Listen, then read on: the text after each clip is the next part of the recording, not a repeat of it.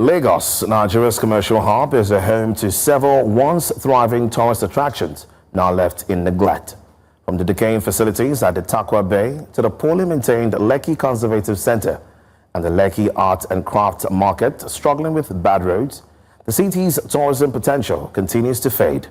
Despite repeated promises, little progress has been made in restoring these sites.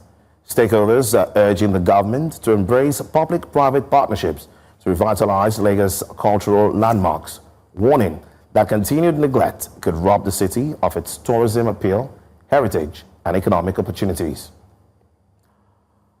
To unpack this, I'm now joined by Mr. Deji Akinpelu, who is an environmental advocate and founder of Rethinking Cities. Thank you so much, Mr. Akinpelu, for joining me on the news now. Why do you think Lagos has struggled to maintain its key tourist sites over the years? Well, as we all know, Lagos is an urban city that is having its own fair share of urban development. And what has happened over the years is that we've strongly focused on many infrastructural development from the perspective of, for instance, housing, real estate, and the bid to catch up with the population that is coming into the city. There's this real estate development that is going on everywhere, and the challenge you find on the other side of places, tourist attractions, is that some of them now find themselves disappearing due to what professionals would call probably gentrification. The Oloja Bar brings to memory the one that was destroyed around on the Lagos Island. So this, because of its own urban development needs in terms of housing, we've had this site suffer. And in terms of the intervention by government in terms of infrastructural development is not paying too much cognizance to these tourist sites.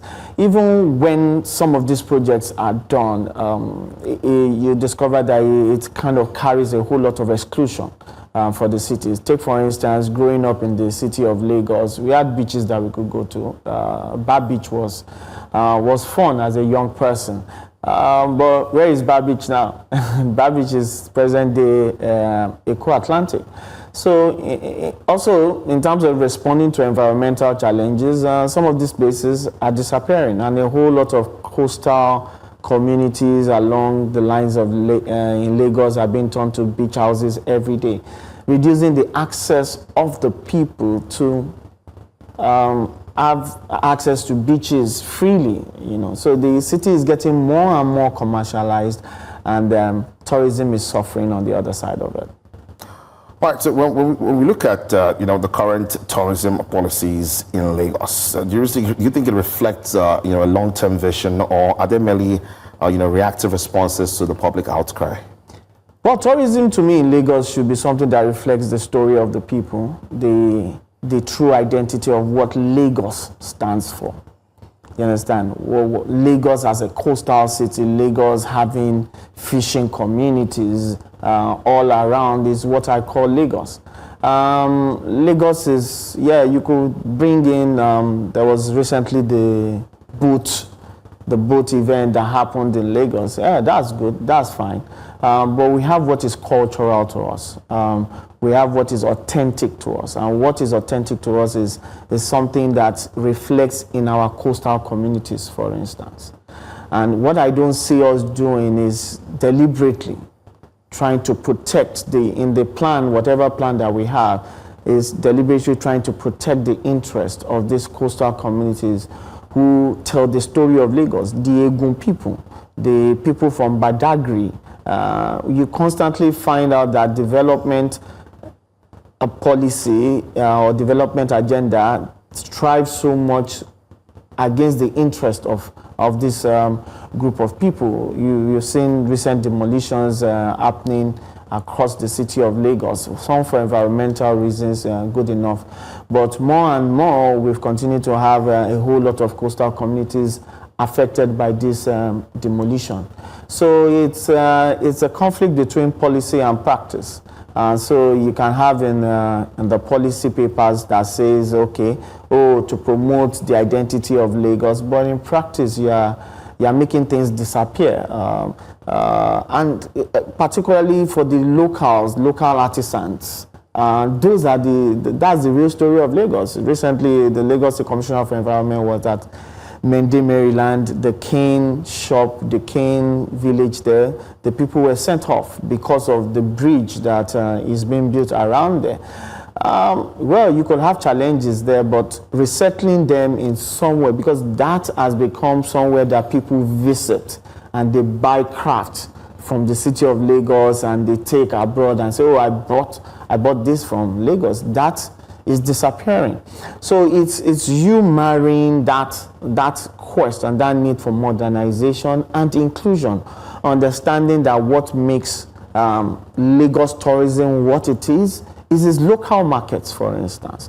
There's no tourism in me going to the mall in Lagos. Even if you compare your biggest mall to those that are abroad, it's still like a small corner piece.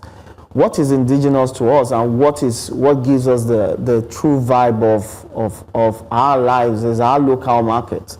So it is the redesigning of our local market in such a way that they meet modern standards, but yet they also reflect our culture.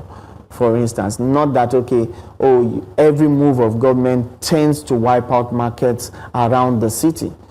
This is where the people, the real Lagosians, actually thrive.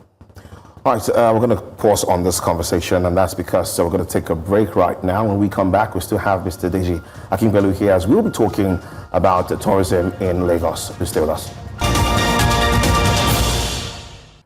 All right, thanks so much for joining us. Of course, we're still having news now here on News Central, and I still have here with me Mr. Deji Akinpelu, and we're having a conversation about tourism in Lagos. Now, you mentioned something about urban planning playing a role to the fact that most of these tourist sites in Lagos are kind of gradually disappearing. But I still feel and I still think that urban planning still has a role that it can play in reviving tourist sites in Lagos. Do you agree with that? Yeah, urban planning has a role to play. The urban planning just has to be inclusive, not exclusive to just a group of people. It's not that we are not doing anything. I mean, the National Theatre, for instance, has been refurbished and renamed. But the question you ask yourself is, what is the unintended consequence to local communities around the National Theatre? Indigenous communities around the National Theatre. Several months back, some of them have been wiped out. And what you're going to see is real estate development springing up. You understand? These are the kind of things that we have seen. J.K. Randall Center is another tourist site. The foundation of J.K. Randall Center was the idea by a man who felt that segregation was happening in the city, where black people Nigerians didn't have access to where to swim. You understand? But now with the development that you have done now, you see inclusive of the people now, that the original idea gives people access. How expensive or inexpensive it is for you to have cultural activity at that center. When the original idea behind that place was open access to people. So it's a whole lot of designing is happening, but people are probably losing. The common person is probably losing out in the city. So you have to, and more land is being acquired every day to build some of these new structures. And people, as of this morning, Owuronshoki was attacked again, from the coastal area there down to the main part of the city. I mean, this is what is going on. It's the urban planning as a place to play, and urban planning gives room for inclusion. It is when you begin to have this perspective that we're building the next Dubai, as Lagos government will always want to put it, which is not really indigenous to our people, which is not inclusive of our own traditional practice. Brazil does a whole lot in terms of tourism, and when you go to Brazil, I spent a couple of months there last year. What do you see is Yoruba culture. There's nothing that they are selling to you. Everything that is being sold to you in Brazil in terms of tourism, you go for an exhibition, before you hear one word, you hear Moja, you hear, they're telling our stories. There's nothing shiny about whatever they are selling to you. the beaches, you have access to several beaches. What we keep having in Lagos in terms of that urban planning is all about gentrification, and it is affecting us, not just cultural erasure, but the infrastructure itself is being threatened. The bridges, the Third Mainland Bridge, the longest bridge in West Africa or whatever, is threatened by the same activities that you are engaging in. Right now, the cost of repairs and fixing those 3 bridges in Lagos is quite alarming. I must say a very big thank you to you, Mr. Deji Akinpelu, for having this conversation with us. And I'm hoping that with time, we can bring back, the glory days where, Lagos has enough number of tourist sites to accommodate as much as foreigners in Lagos. Thank you very much.